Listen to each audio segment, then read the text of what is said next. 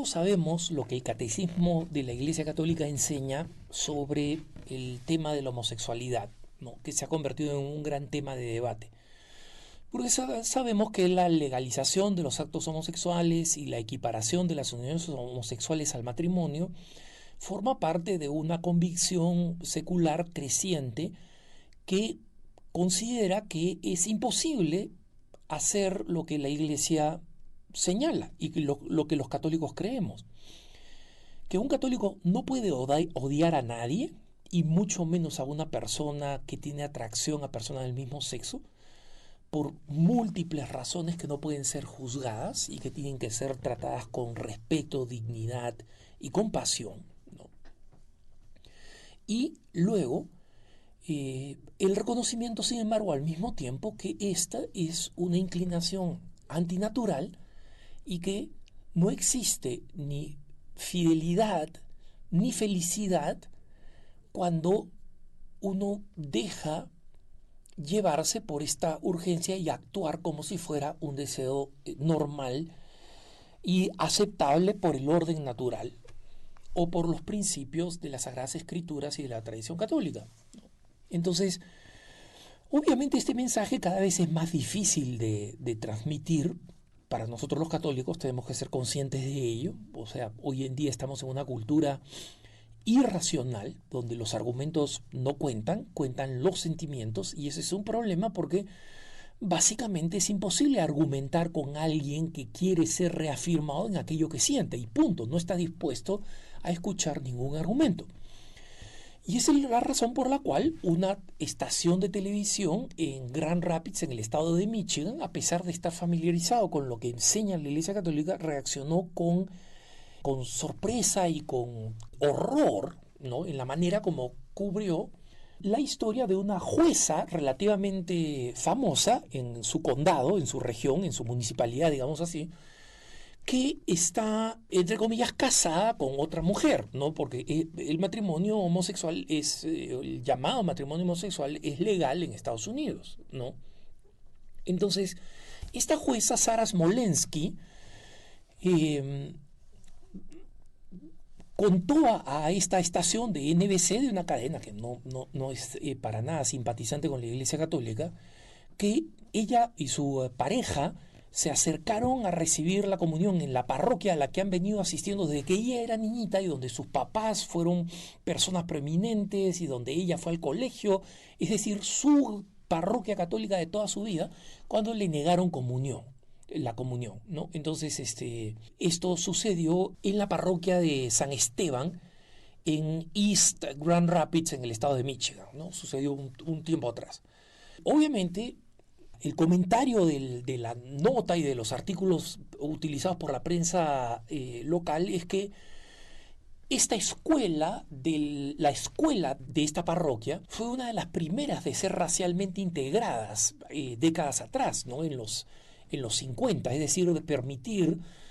niños de distintas razas, que en los 50 no era común en los Estados Unidos, ¿no? Es decir, dio un ejemplo de desegregación de algo que se consideraba muy progresista en esa época.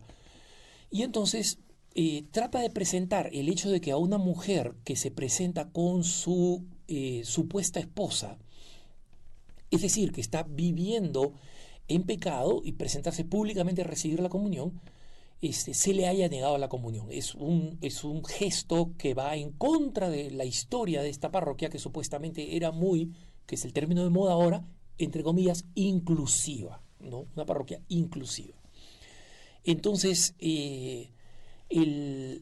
resulta que un comentarista protestante evangélico que suelo leer porque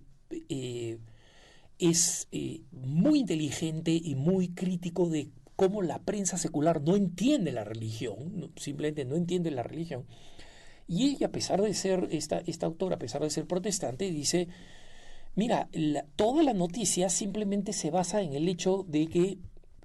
negar la comunión a una persona que vive en estado público de pecado, como lo señala la Iglesia, es algo inadmisible, que la Iglesia no puede manejar sus propios sacramentos, ¿no?, que son propios de la Iglesia Católica, que son potestad de la Iglesia Católica, que no están sujetos a ninguna ley del Estado ni ninguna opinión pública, ¿no? Que son la práctica milenaria de la Iglesia Católica, no se puede aplicar porque es una violación contra la inclusión y contra la modernidad, ¿no? Y entonces, el artículo original de la prensa secular, especialmente de esta estación local de NBC, habla largamente de toda la tradición de esta jueza, cómo esta jueza, Smolensky, no solamente vivió toda su vida y sus papás vivieron allí, sino cómo recientemente donó $7,000 a la parroquia, de tanto que la quiere y tanta importancia que le da, que donó $7,000, como si $7,000 compraran la comunión, ¿no? O sea, eh, porque ha dado tanta plata, ¿qué cosa es? O sea, habría que devolver el dinero o permitirle recibir la comunión, porque ha donado esa plata. Se dan cuenta de la ilogicidad, pero esto es, como señala esta periodista protestante que comenta esta noticia, esto es lo que básicamente la gente cree. Y simplemente nunca mencionan lo que enseña la doctrina de la Iglesia, ¿no? Entonces arman un gran escándalo con esto, sobre todo ignorando algunos datos que luego fueron saliendo, porque esto, digamos, repercutió en todo Estados Unidos, porque todo el mundo está sensible a ver si es que la Iglesia Católica finalmente tira la toalla, se acobarda y decide enseñar lo que otras denominaciones están enseñando, que las uniones homosexuales del mismo sexo eh, son aceptables, ¿no?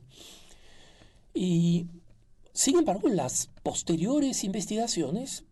después que, digamos, la noticia se convirtió de nivel nacional, según las investigaciones posteriores, fueron mostrando algunas cosas un poco extrañas en esta historia. En primer lugar, que la jueza Smolensky, cuando contrajo matrimonio con una persona del mismo sexo, matrimonio legal, pero no moral y no aceptado por la Iglesia, ella sabía perfectamente que eso iba a significar que no iba a poder comulgar en la Iglesia, ¿no? Y que esa es la razón por la cual ella este problema no se había presentado anteriormente, porque ella, desde que se casó, se abstenía de comulgar. Pero resulta que un día, cuando todo el mundo sabía quién es ella en la parroquia, porque efectivamente esa es una de las consecuencias de ser una prominente parroquiana, hija de prominentes parroquianos, es que todo el mundo sabe quién eres. ¿Y eso qué cosa significa? Significa que si tú haces algo, estás cometiendo un acto de pecado público, que es escándalo. Y en consecuencia le corresponde al sacerdote hacer lo que ha hecho, ¿no? Y los medios trataron de presionar a la diócesis, porque este sitio se encuentra en la diócesis de Grand Rapids, en Michigan, en el estado de Michigan, ¿no? Y finalmente, después de investigar la situación, la diócesis se pronunció completamente a favor del sacerdote, porque, digamos, lo que estaba tratando de hacer la prensa secular es avergonzar al sacerdote, presentarlo como un pésimo ejemplo de pastoral y forzar a que la diócesis o no dijera nada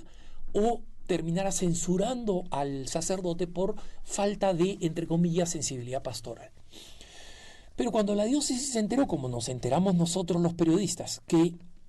la jueza no es simplemente una mujer lesbiana que está en una unión civil legal con otra lesbiana, sino que es una militante pro-gay que quiere cambiar la doctrina de la Iglesia. Entonces, ella forma parte de un grupo pequeño en la parroquia, pero sumamente militante, con personas influyentes, ¿no?, liberales, que decidieron hacer algo en la parroquia para tratar de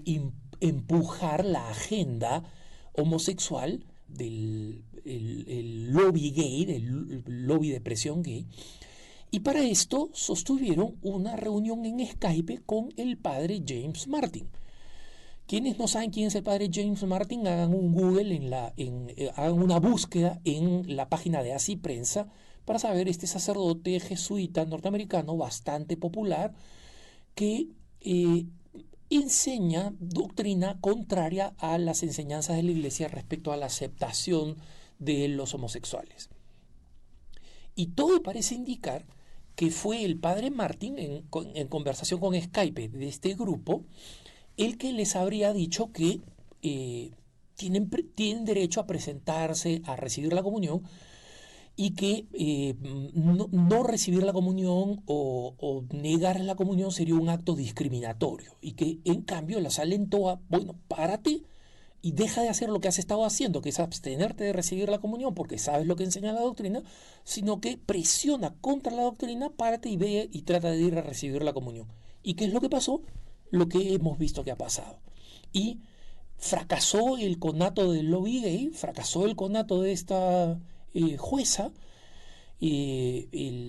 La jueza lamentablemente había tomado la decisión correcta cuando se abstuvo de recibir la comunión y fue impulsada por una mala, una pésima recomendación pastoral de pésima calidad, y eso recaerá en la conciencia y en el juicio final de la persona que le dio esta recomendación. Finalmente se presentó, le negaron la comunión y ahora se encuentra en esta situación en que no sabe si ir a la iglesia o no ir a la iglesia, si meterle juicio, cosa que sería ridículo porque una vez más, o sea, la justicia civil no tiene nada que ver con la libertad religiosa y la manera como una religión aplica su doctrina. Y por otro lado, la diócesis de Grand Rapids, Michigan ha terminado con un documento en el que sólidamente eh, el, no solamente sólidamente apoyó a este sacerdote, sino que terminó suscitando una marcha, un rally, una manifestación a favor del sacerdote, después que los medios de comunicación presentaran a esta jueza como una víctima. La jueza no es una víctima, sabe cuál es la doctrina católica, estaba haciendo lo adecuado respecto de la doctrina católica, y una mala recomendación pastoral la hizo creer que debía hacer este gesto, y resulta que los católicos, si somos católicos, no creemos que la Eucaristía debería ser convertida en un elemento de batalla de justicia social. Es un sacramento, es el cuerpo de Cristo. Entonces, al final esta movida terminó perdiendo por todos lados, pero terminó perdiendo porque se alinearon los elementos correctos que lamentablemente no siempre se alinean, y que son un sacerdote valiente, un obispo valiente que apoyó a su sacerdote y unos fieles que salieron a apoyar a su sacerdote y que básicamente declararon el fracaso de la movida del lobby homosexual. Pero es importante sacar lecciones de esta noticia porque van a tratar de intimidarnos, y nuestros sacerdotes y nuestros obispos y nosotros los laicos tenemos que estar firmes defendiendo la integridad de los sacramentos y la doctrina de nuestra iglesia. Que tengas un buen día.